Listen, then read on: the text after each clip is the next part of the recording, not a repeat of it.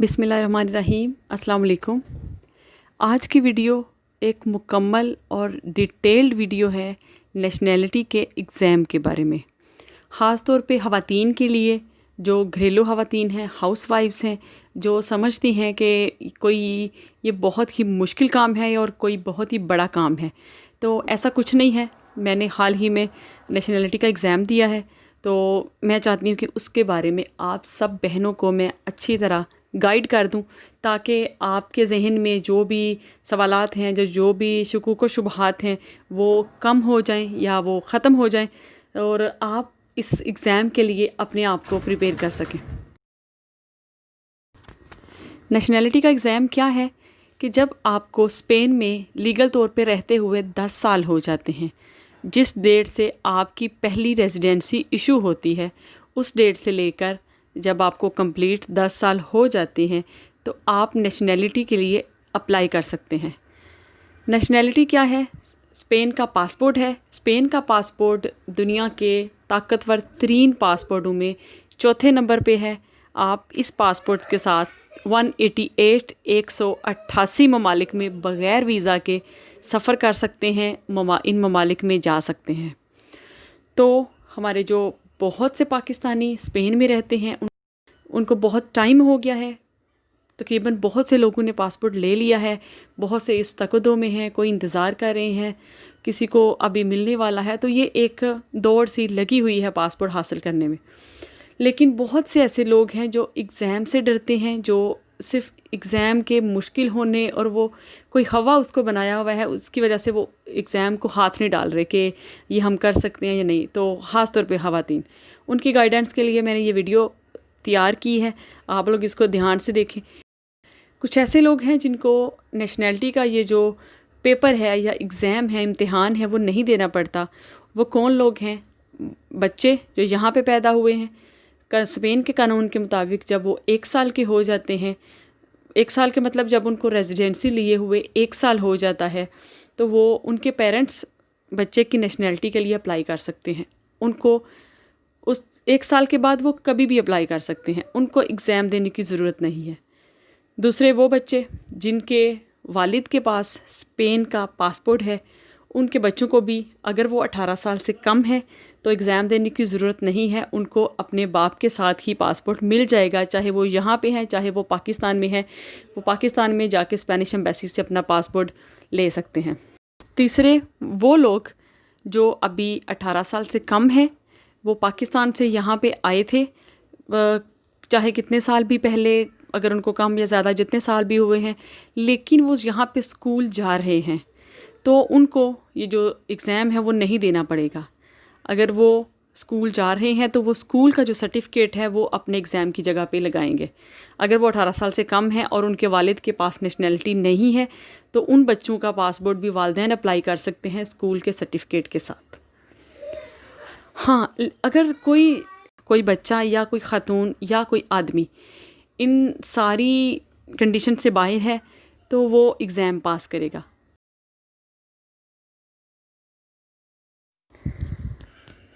जब आप एलिजिबल हो जाते हैं एग्ज़ाम के लिए, तो आपको 2 इम्तिहानात पास करने पड़ेंगे। पहला इम्तिहान, जिसको देले आदोस कहते हैं, वो स्पेनिश लैंग्वेज के बारे में है। आपको जो स्पेनियोल है वो कितनी आती है, कि आपको स्पेन की ज़ुबान में आप कितने परफेक्ट हैं, वो है देले आदोस। दूसरा एग्ज़ाम है CCSA। उसमें मल्टीपल चॉइस क्वेश्चंस होते हैं। वो है स्पेन के कल्चर के बारे में, उनकी हिस्ट्री के बारे में, स्पेन की सियासत के बारे में, किसी भी किस्म के वो सवालात आपसे पूछ सकते हैं। एक सवाल के नीचे 4 जवाब होंगे, आपने उनमें से एक सिलेक्ट करना है। इसमें आपके 25 सवाल आते हैं एग्ज़ाम में, 25 मल्टीपल चॉइस क्वेश्चन, यानी एक सवाल है तो 4 जवाब है नीचे, उनमें से आपने एक टिक करना है। उनमें से आपने 15 नंबर्स लेने हैं, यानी कि अगर आपके 15 सवाल ठीक हैं तो इसका मतलब है आप पास हैं। तो ये बहुत ही आसान है। टोटल 300 सवाल है, तो उसमें से आप तैयारी करें तो आप पेपर अच्छी तरह पास कर सकते हैं। जो लैंग्वेज का एग्ज़ाम है देले आदोस, जिसको लोग बहुत ही ज़्यादा मुश्किल समझते हैं, ख़वातीन ऐसी बहुत सी को मैं जानती हूँ, बहुत सी ऐसी मुझे मिलती भी हैं जिनको ज़ुबान अच्छी बोलनी आती है वो लेकिन वो डरती हैं एग्ज़ाम से। ऐसे बहुत से मर्द हज़रात हैं। हमारे जो पाकिस्तानी भाई हैं, मर्द हज़रात हैं, उनका क्या प्रॉब्लम है कि उनको बोलनी तो अच्छी आती होती है, क्योंकि वो जॉब्स पे, अपने काम पे वो बोलते हैं, लेकिन उनको लिखने और पढ़ने में दुश्वारी होती है।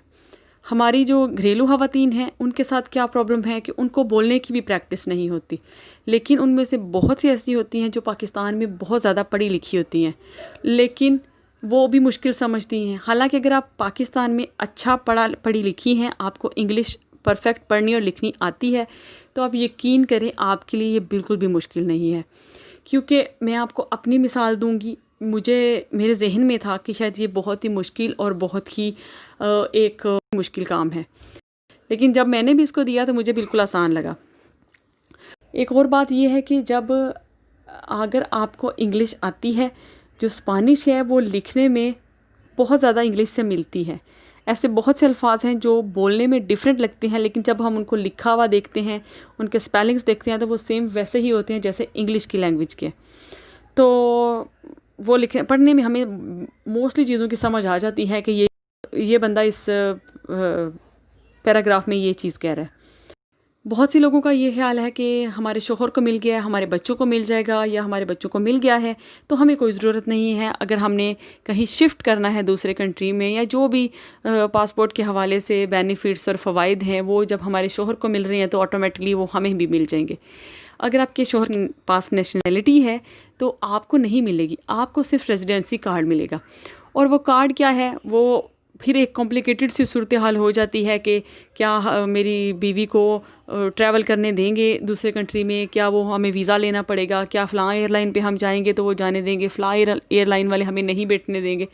तो इन सारी मुश्किलात से बचने के लिए बेहतर है, आप पढ़ी लिखी हैं, आप कर सकती हैं, तो आप अपनी ही नेशनैलिटी अप्लाई कर लें, ताकि आपको या आपके शोहर को, आपके बच्चों को कहीं ट्रैवल करने में, कहीं मूव करने में, शिफ्ट करने में किसी किस्म का कोई प्रॉब्लम ना हो आपके डॉक्यूमेंट्स की वजह से।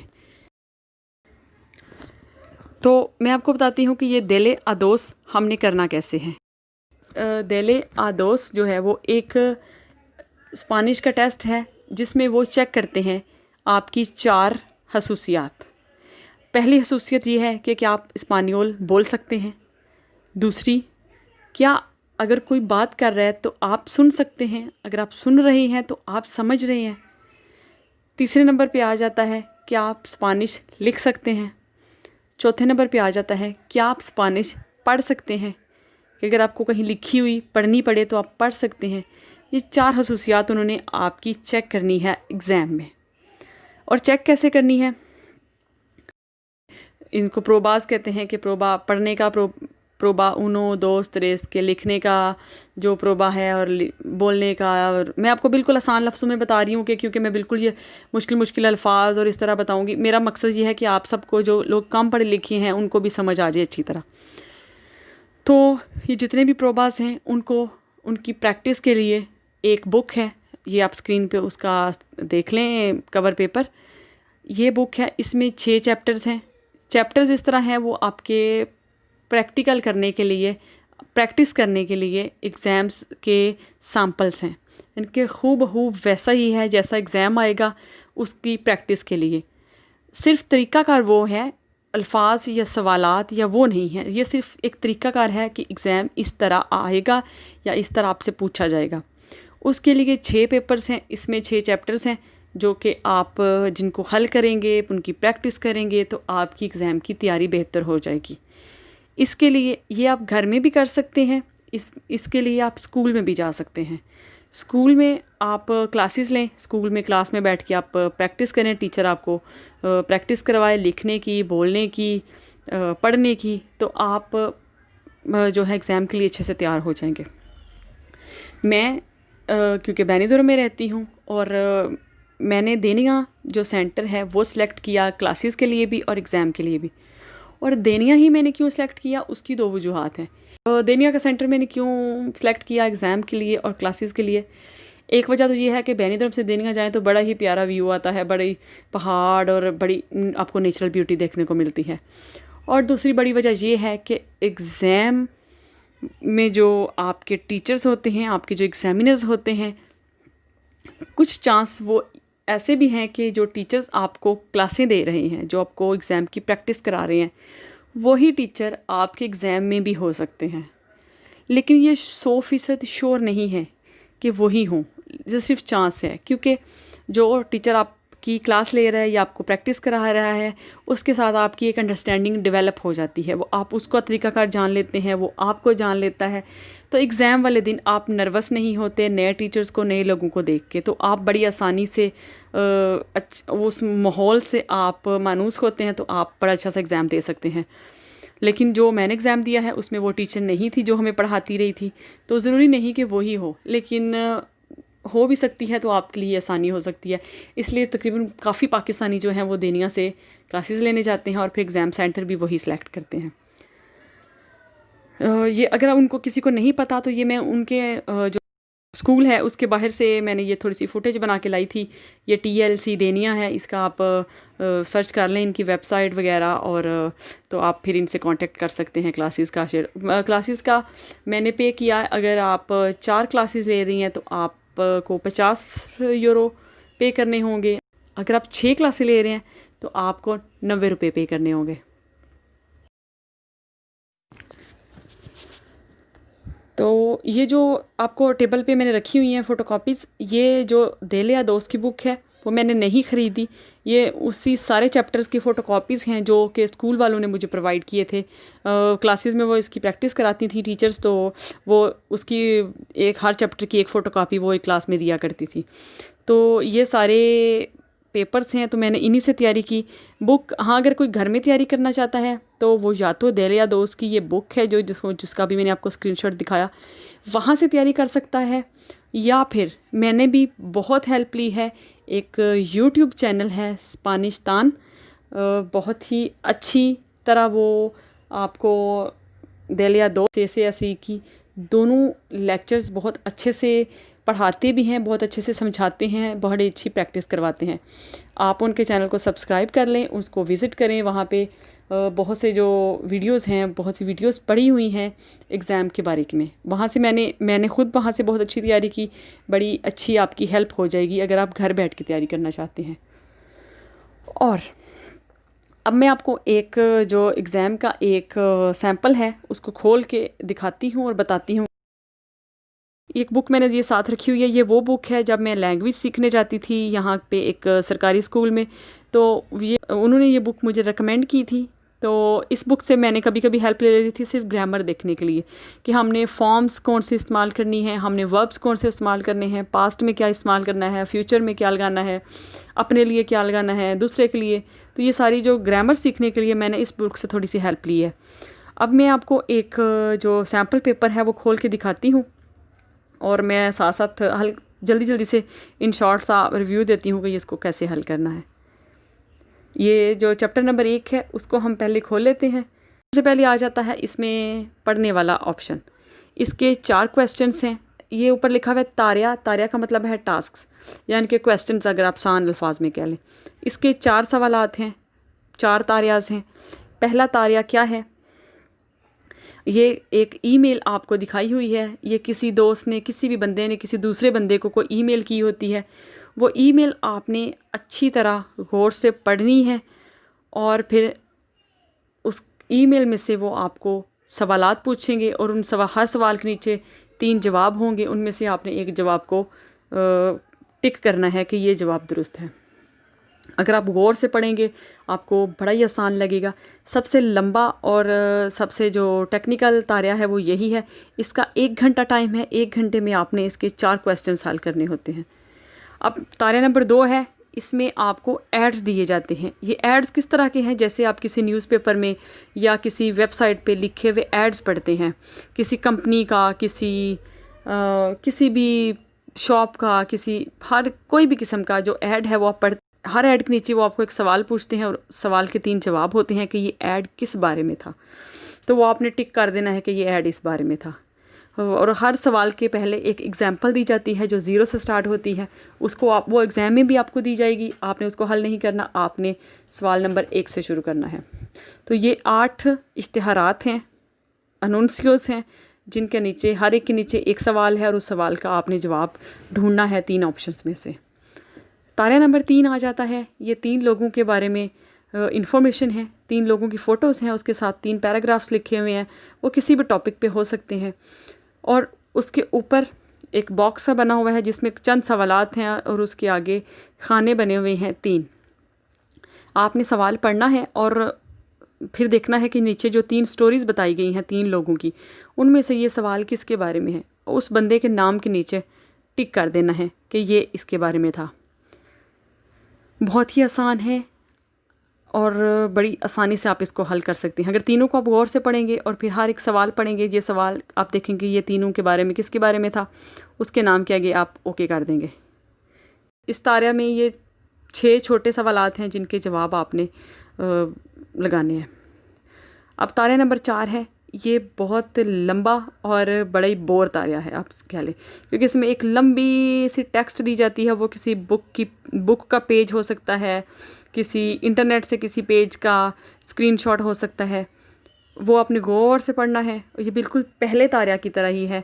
उसमें से भी आपने जो सवालात वो पूछेंगे उनके आगे 3 ऑप्शंस होंगे, उनमें से एक ऑप्शन पे दुरुस्त जवाब लगा देना है कि ये था, हमने बुक में ये पढ़ा था।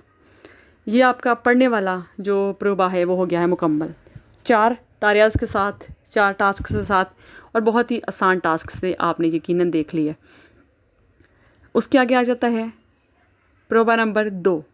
ये टेस्ट करेगा आपकी सुनने की हिस्स को। ये देखिए साथ एक माइक का निशान भी बना हुआ है कि ये आपका सुनने वाला तारा है।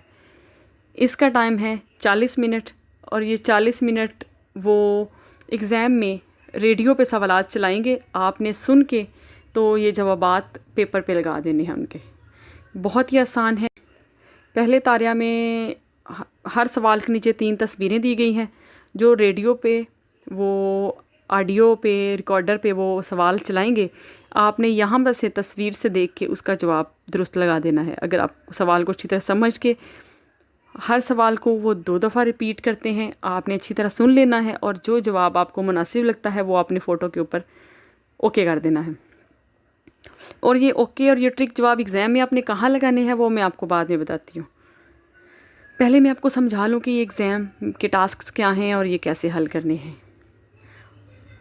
ये देखिए ये काफ़ी ज़्यादा सवालात हैं जिनके नीचे 3-3 तस्वीरें हैं। आपने सुन लेना है और हर तस्वीर जो आपको दुरुस्त लगती है उसके नीचे जवाब ओके कर देना है। बहुत ही आसान था। बहुत ही आहिस्तगी से वो द रिकॉर्डर पे बोल रहा होता है, स्पेनिश में बोल रहे होते हैं। जो भी लोग बात करें जिनके बारे में भी सवाल है आप आसानी से समझ सकते हैं। इसका तारा नंबर 2 सुनने वाले का, ये भी पहले की तरह ही है लेकिन इसमें तस्वीरें नहीं हैं। इसमें भी कोई लोग बात कर रहे हैं, फिर वो सवाल में आपको पूछेगा कि ये लोग किस बारे में बात कर रहे हैं या क्या बात कर रहे थे या इनकी बात में क्या आपने समझा। उसके नीचे 3 जवाबात हैं, आपने एक जवाब को टिक लगा देनी है। आगे इसका तारा नंबर 3 और तारा नंबर 4 आ जाता है। तारा नंबर 3 में के 2 लोग आपस में बात कर रहे हैं। वो तकरीबन 1 मिनट की या 1.5-2 मिनट की कोई बात हो सकती है। वो आपने सारी डिस्कशन गौर से सुननी है और फिर उस डिस्कशंस में से वो सवालात आपको पूछे गए हैं जो ये पेपर पे लिखे हुए हैं। इन सवालात जो पेपर पे लिखे हुए हैं उनके आगे 2 ऑप्शंस हैं कि वो जो 2 बंदे बात कर रहे थे ये बात या ये सवाल ये किन के बारे में, दोनों में से किसके बारे में है। जिसके बारे में है आपने उसके आगे निशान लगा देना है। या फिर ये भी हो सकता है कि वो जो सवाल ये पूछ रहे हैं ये वो दोनों में से किसी के बारे में भी ना हो, वो रिकॉर्डर में आपने सुना ही ना हो, तो वो आपने लगा देना है कि ये दोनों में से किसी के बारे में भी नहीं। इसके आगे 3 ऑप्शंस हैं। जो 2 बंदे बात कर रहे हैं उनके नाम और आगे तीसरा ऑप्शन है किसी के बारे में भी नहीं। तो जो आपको समझ आई है, जो आपको सवाल वो पूछ रहे हैं उसके मुताबिक आपने सही जवाब के आगे टिक लगा देना है। आगे आ जाते हैं सुनने वाला जो प्रोबा है उसका तारा नंबर 4। उसमें आपको कुछ मैसेज सुनाए जाते हैं।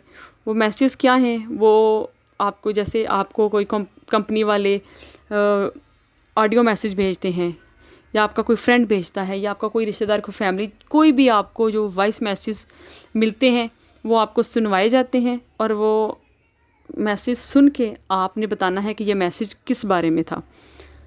सुनना आपने रेडियो पे है और जवाब आपने उसका यहाँ सवाल के आगे लगा देना है। वो भी मैसेज आपने रिकॉर्डर पे सुनना है, उस मैसेज के नंबर के आगे दुरुस्त जवाब लगा देना है कि ये मैसेज ए के बारे में था या ये बी ऑप्शन के बारे में था या सी ऑप्शन के बारे में था। तो वो आपने उसके आगे वो नंबर, वो अल्फ़ाबेट लिख देना है। ये सवालात कम हैं और जवाबात इसके 1 या 2 ज़्यादा हैं आपको कंफ्यूज करने के लिए, लेकिन आप बड़ी आसानी से इनमें से जवाबात ढूंढ लेंगी। जो सुनने वाला एग्ज़ाम है उसके भी 4 तारियास आपको बता दिए हैं, यकीनन आपको बहुत आसान लगे होंगे। अब आगे आ जाता है प्रोबा लिखने वाला, प्रोबा नंबर 3। ये देखें, उसके साथ माइक का निशान बनाया हुआ था, इसके साथ पेंसिल्स का निशान है कि ये लिखने वाला। इसमें सिर्फ 2 तारियास हैं और टाइम है इसका 45 मिनट्स। 2 सवालों के जवाब लिखने में 45 मिनट का टाइम काफ़ी है, आप बड़ी आसानी से ये हल कर सकते हैं। पिछले जो 2 प्रोबास हमने किए हैं उनके 4-4 तारियास थे, तारियास यानी के टास्क थे। ये जो लिखने वाला है इसके सिर्फ 2 तारियास हैं। पहला तारिया क्या है कि आपको कोई ना कोई मेल दिखाई जाती है, ईमेल दिखाई जाती है, आपने उस ईमेल का जवाब लिखना होता है। ये तकरीबन आपका 60 से 70 अल्फाज के दरमियान में होना चाहिए ये जवाब। जैसे ये कोई ईमेल लिखी हुई है, वो कोई आपका फ्रेंड, कोई फैमिली मेम्बर, कोई आपके ऑफिस से, आपके डॉक्टर की तरफ से कोई भी मेल हो सकती है। आपने नीचे उसका जवाब लिखना होता है जो कि आप कम से कम 60 लफ्ज़ों का हो और ज़्यादा से ज़्यादा 70 अल्फाज का हो। एक और बड़ी अच्छी बात है कि आपको नीचे हिंट्स भी दिए गए हैं कि आपके जवाब में ये वाले जो पॉइंट्स हैं वो कवर होने चाहिए। तो इससे आपको जो अल्फाज हैं, वोकैबुलरी है, वो भी मिल जाती है, आपकी हेल्प हो जाती है। और दूसरा, आपको टेंस का भी पता चल जाता है कि आपने इसमें कौन सा टेंस इस्तेमाल करना है, वो भी आप ये हिंट्स में से देख के अंदाज़ा लगा के कर सकते हैं। दूसरा जो तारिया है, इसमें आगे 2 ऑप्शन हैं, इन दोनों में से एक ऑप्शन आपने करना है। ऊपर उन्होंने लिखा हुआ है कि इन दोनों में से एक सिलेक्ट करें। पहला, किसी भी किस्म का ऐसे हो सकता है, कोई बात हो सकती है, यानी कि आपसे पूछा जा सकता है आपने जो लास्ट कोई पार्टी अटेंड की है उसके बारे में लिखें, या आपने जो किसी के लिए गिफ्ट खरीदा है, या आपने कोई शॉपिंग की है। किसी भी दुनिया के किसी भी टॉपिक के बारे में आपको पूछा जा सकता है कि आप 60 से 70 अल्फाज के बारे में अपनी राय दें इसके बारे में। और दूसरा इसका ऑप्शन ये है कि आपको 4 तस्वीर दिखाई जाती हैं। 2 तस्वीर एक ज़माने की होती हैं, 2 तस्वीर नेक्स्ट होती हैं कि फ़लाँ बंदा है, उसकी लाइफ के बारे में आपने लिखना होता है उन 4 तस्वीर की हेल्प से, कि ये 2 तस्वीर उसकी लाइफ के बारे में पहले थी, उसकी लाइफ पहले कैसी थी, ये 2 तस्वीर उसके बारे में है, और 2 तस्वीर उस बारे में है कि उसकी लाइफ अब कैसी है। आपने 4 तस्वीर को देख के एक कहानी सी बनानी होती है कि ये शख्स पहले ऐसा था, अब ये ऐसा हो गया है, अब इसकी लाइफ ऐसी है। ये इसके लिए भी आपने 60 से 70 अल्फाज इस्तेमाल करने हैं। इन दोनों में से आपको जो आसान लगता है आप उसकी प्रैक्टिस कर लें और एग्ज़ाम में आप वही कर दें। अब आ जाते हैं मोस्ट कॉम्प्लिकेटेड तारिया, जो कि ख़वातीन के लिए मुश्किल है, मर्दों के लिए आसान है। बोलने वाला, मेरे लिए भी वो मुश्किल था कि जो हमने बोल के दिखाना है उसके भी 3 सवालात हैं। पहला सवाल क्या है, मोनोलोगो। उसमें वो आपको कोई भी टॉपिक बता सकते हैं कि इसके बारे में आपने 2 से 3 मिनट बोलना है।